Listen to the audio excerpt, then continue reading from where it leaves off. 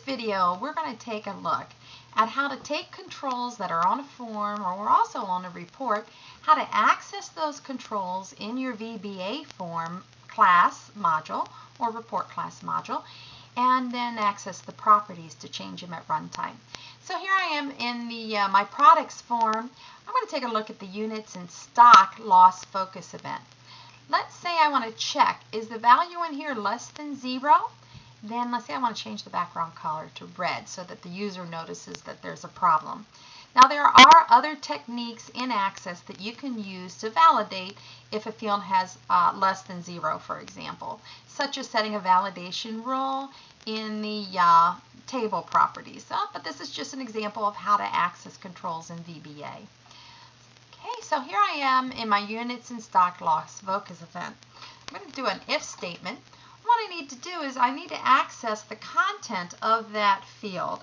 So I'm going to start with me and hit a dot. Me represents this class module. Well, this class module represents the products form. So think of me as representing the products form. And we're going to use the dot hierarchy to go from the form dot to the control, and then another dot operator, and then go to the property of the control. So you will see in this list that there are a lot of properties of the form itself.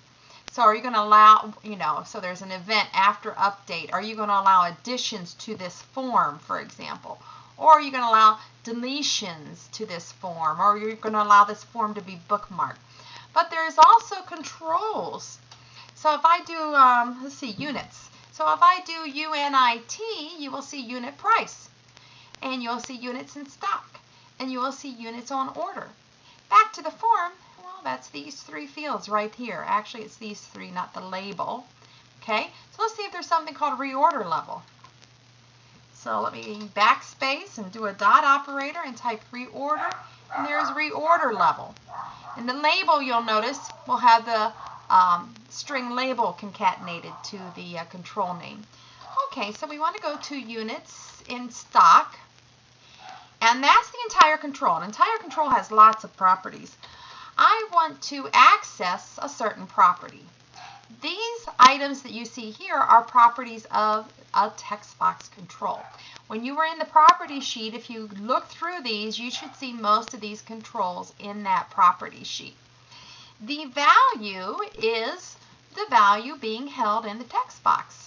Okay, so I'm going to use the value kind of like in VB we write dot text. Here we can write dot value. And now if that value is less than 0, then what do you want to do? Well, what I wanted to do was I wanted to change the background color to red. So I'm going to go to this object again, units in stock. This time I'm going to access the back color. Okay. Now, how do I indicate red? Is it a string or is it a VB constant? Well, what you're going to do is if you type color and bring up your IntelliSense, you'll see that there's a color constants. So VB has a few color constants built in. Using the dot operator, notice it's only about 8 colors actually, and there's my VB red. And if. Okay.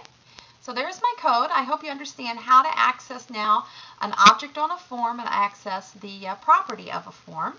Let's come over here and check it out, make sure it works. So I'm going to go to a new record. Okay, let's suppose I enter some data. Let's see, Guinea-itis. And who's the supplier?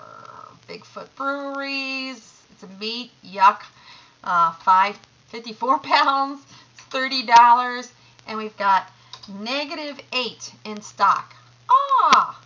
As soon as I hit the tab key, notice -8 that the control became red. So our code's working fine.